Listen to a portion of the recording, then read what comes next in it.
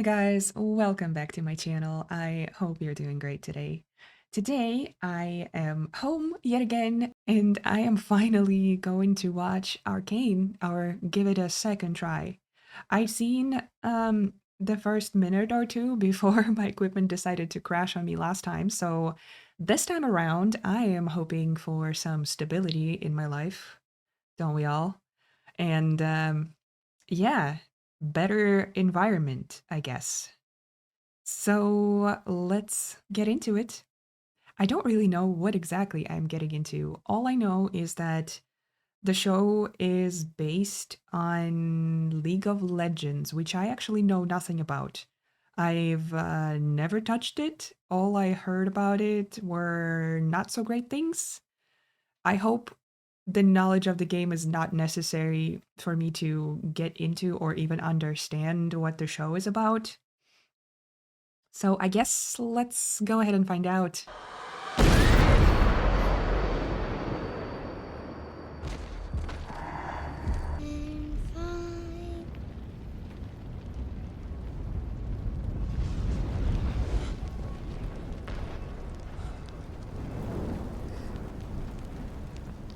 Oh, little girl, you should have kept your eyes closed.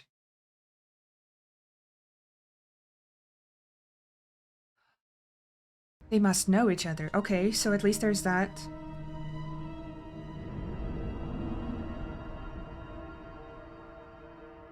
The show is gonna make me cry, isn't it? So what is this? Civil war? Class war? Just war? Okay, so far, what I can say is that I guess the art style looks pretty gorgeous to me and quite impressive. And I also wanted to kind of draw attention on just the latest style of Netflix intros. They are so incredibly artistic. And honestly, I can't think of the one that was bad. Wait a minute, what? Oh. It's nice getting above it all, huh?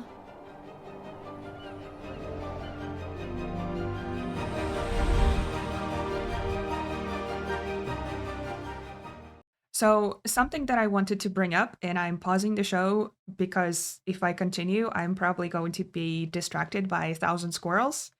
But in the intro of the show, I don't know if you guys saw that, but did you notice kind of the dichotomy of the two figures that were juxtaposed against one another in the, I guess, the last part of the opening? That makes me think about these two because it kind of matches of what they are. Those figures didn't quite look like them though, so maybe I'm just completely flying off the handle. And I don't even know where this is going. I just thought it was an interesting detail considering the blue hair and the pink hair of the two characters that we've been just introduced to. So anyway, let's continue. Someone's gotta grab a cupcake as they go. Whoa! Hey, he did it! Oh no, she's afraid. Called it. Powder, look at me! What did I tell you? That I'm ready. That's right. So? Okay, did you guys see how much that little ledge that they landed on bent under their weight? I don't know how it didn't break. I don't know if I would ever trust it. Wait, Vi, how the hell did we find this place? It was a tip from Little Man. Little Man? Just leave it. Come on. How can anyone have so much stuff? Simple. Just get born lucky. Was the tip about just an extremely wealthy individual, or was that something specifically that they are looking for?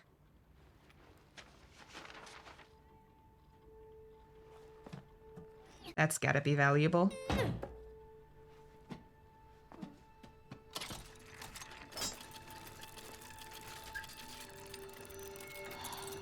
Oh! That was the one of those balls was in the thing that kind of electrified the dude, isn't it? Isn't that the same? Powder, we gotta go!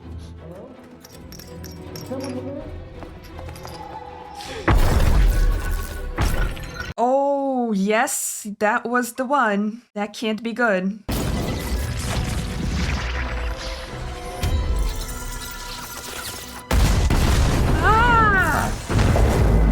my god, that is huge.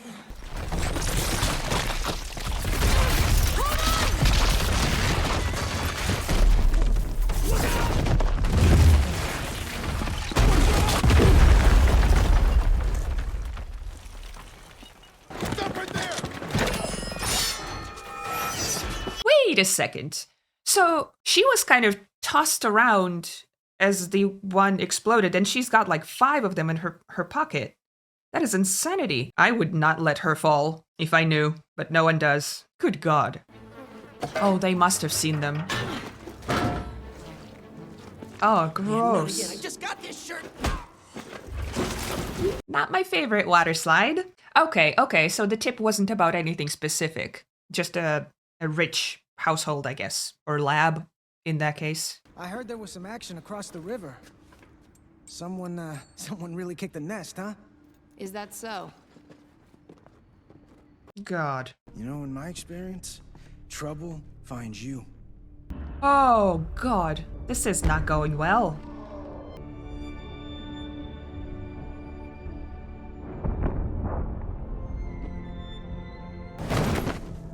Okay, not the best position to be in.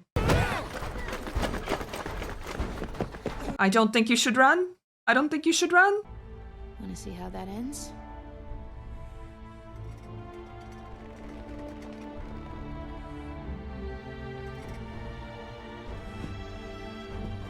Okay, let's be honest. Why did she do what she did? What would have, besides apparently being a coward, why anything would stop him from just jamming whatever he's got, the excuse of a knife, right into her eyeball? They seemed pretty ruthless already. Why would she get close? Where's Powder? Powder's panicking, unfortunately. Oh. She's an inventor. Interesting.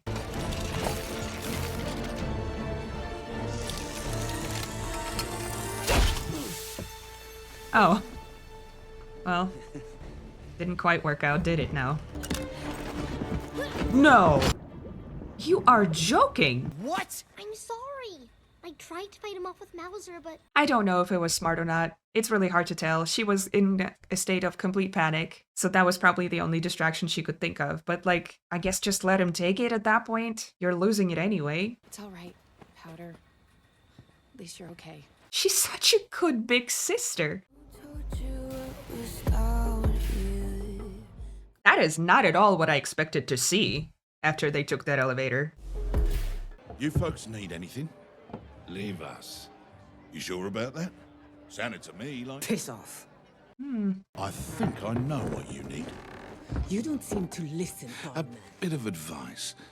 Don't threaten the guy who pours the drinks. Well, hey, you threaten, he threatens, it's only fair. Sit down. I'm fine. Sit down.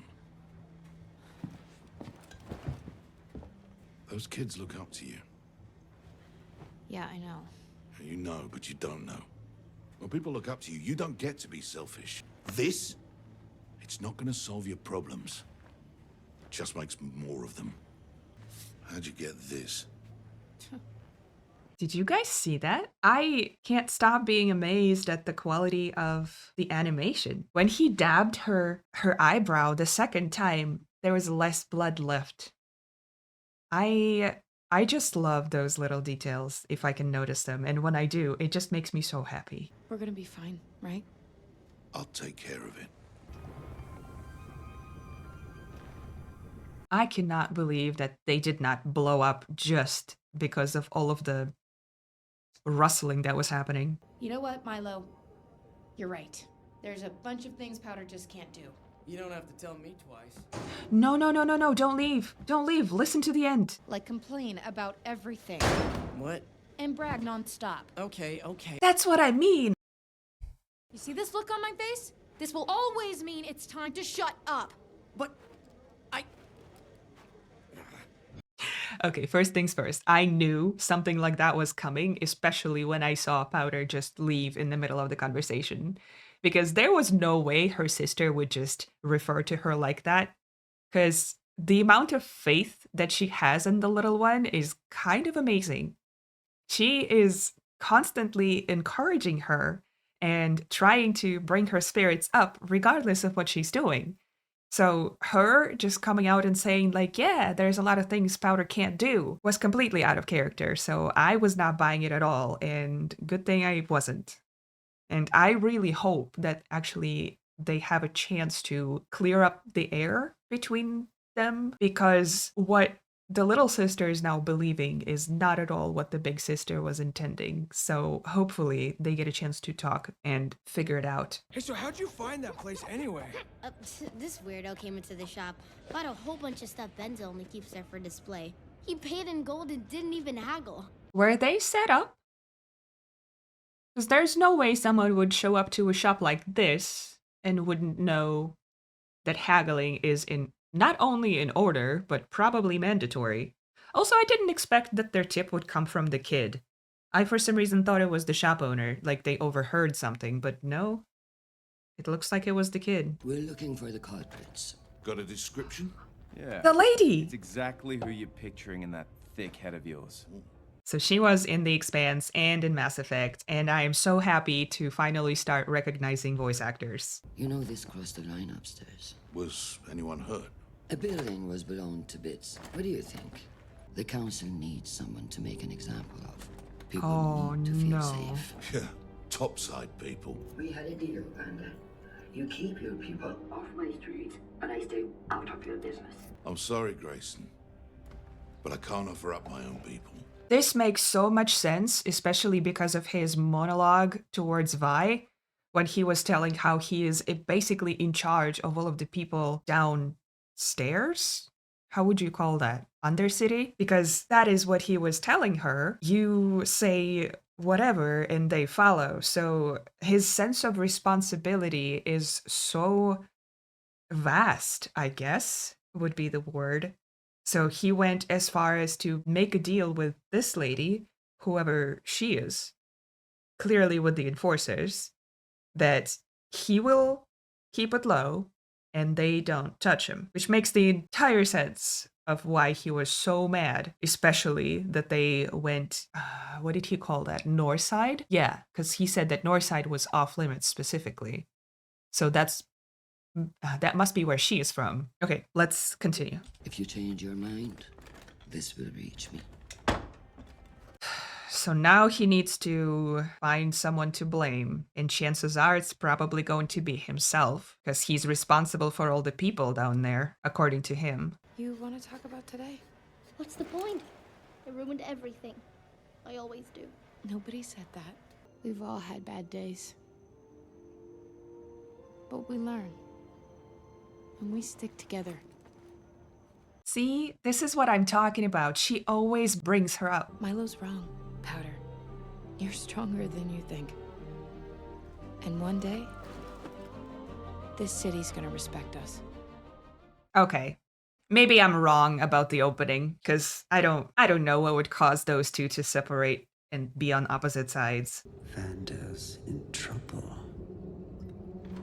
Who are you? Whoa, what the? Feeding time.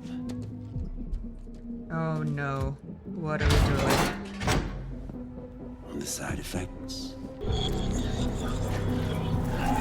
Oh my god, the cat is not the hunter. Do you have a subject in mind? Someone just volunteered. The kid? The kid? That they just took away? Alright, let's talk about it. So, I would divide the first episode into basically 4 parts that I could manage. The first one is the initial plot hook when we are learning about kind of the history, I guess. A little bit of a history between the Undercity and the Upper City? I'm not entirely sure what to call that yet. Or maybe I just missed the term because it wasn't familiar to me. Regardless, so our 2 main characters that we are currently introduced to are Vi and Powder. I'm assuming they are sisters. And they are lost their parents, and the only father figure that they currently have is Vander. So he feels responsibility for them and basically for the entire people of the Undercity, which I personally cannot imagine the weight of it. What a stellar guy, at least at first glance. I am curious how his character develops. Then we got Vi, who seems impulsive, kind of vindictive, kind of bitter, and basically trying to prove her worth all the time. And then we got Powder, who is, I would imagine, also wanting to prove her worth, at least to Vi. I don't know if she really cares about anyone else, to be fair, because it feels like as long as Vi thinks that Powder is doing okay, it's okay for Powder. I don't know if that's true. It's just kind of the first impression that I got from watching the two of them interact. Obviously, she still cares about what everyone else thinks about her, otherwise she wouldn't be bothered about what was his name? The annoying guy with the punchable face. Anyway, if she didn't care at all about what everyone else was thinking, she wouldn't be bothered about what he said about her. But it feels like as long as her sister is the one protecting her, that it's kind of okay for her still. You know what I mean? Anyway, so the part 2, the heist, that was interesting to me because they supposedly got a tip for nothing in particular, but we'll learn later down the line that they were actually seemingly set up.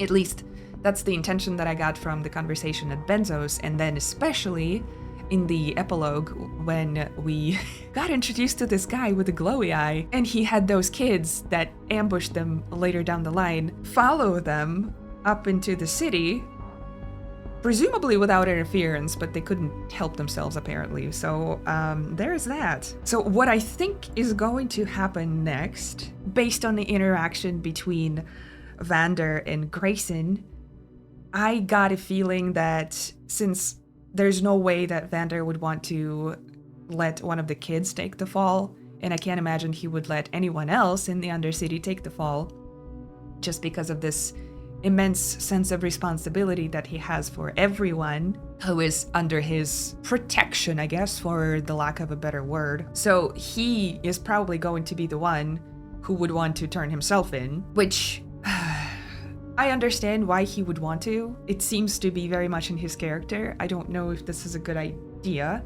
considering that he is controlling, for the lack of a better word, the Undercity and keeping them protected and not in line. I think in line is a bit harsh in trying to describe what he's doing to the people who are under his protection. He is keeping them on a straight path-ish, kinda.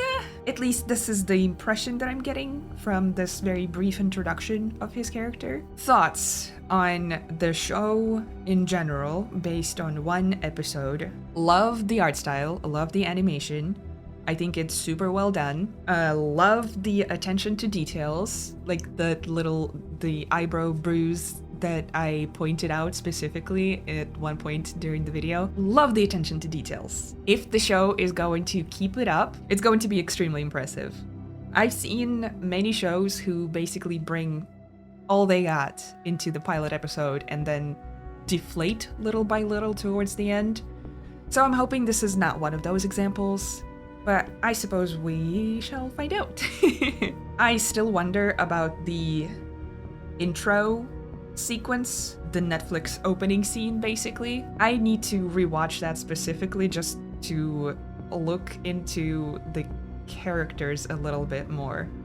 It did give me an idea that maybe at some point Vi and Powder would not be so tight-knit as they currently are.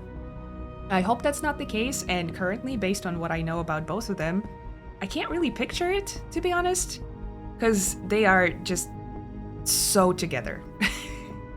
They are the only family that they have, and Vi is always protecting Powder and hyping her up every step of the way, and then Powder is always looking up to Vi and looking for her approval all the time. So I cannot imagine them being on opposite sides of the game. I might be reading too much into the intro. It might be just for the sake of being pretty, and I'm just sitting here philosophizing on nothing. But anyway, I am super curious about the introduction of that antagonist dude with the glowing eyeball. First of all, whatever he injected in there is absolutely terrifying. Second of all, I think he is going to take that kid who kind of messed up and give him that purple goop that the rat ended up drinking. I am a little scared to find out what that's gonna do to the kid. I don't particularly feel bad about the kid ending up in that situation, but also none of it is probably his fault. The whole situation seems very unfortunate and volatile for basically the entire populace of the Undercity, so he probably just ended up in the wrong place at the wrong time and in the wrong company. Had he been under Vander's protection, maybe he wouldn't be in this situation. But maybe I'm just too optimistic. I don't know. Anyway, lots of conjecture, lots of, I guess, projection of what I think might happen without knowing much about the topic. So, hopefully you guys don't mind me trying to figure stuff out and maybe theorize about some stuff without seeing much. I like it personally because I like forming my own predictions and then seeing if something hits, essentially. So I'm really curious to find out how the story develops. And I'm looking forward to watching episode 2, honestly. Back to the topic that is currently at hand. I hope you guys enjoyed this. I hope you guys had fun. I definitely had fun watching it, so hopefully it was entertaining for you guys to join me in this endeavor. Do let me know if you want to see episode 2 and on, because I will be watching them anyway. If this is something of interest, I wouldn't mind recording it and talking at myself and you as a consequence, giving you my stream of consciousness as the show is going on. Again, I hope you guys enjoyed it. If you did, please consider leaving me a like and subscribing, and I will see you in either the next episode or whatever other games I happen to be playing at the moment. So, bye for now. I'll see you later.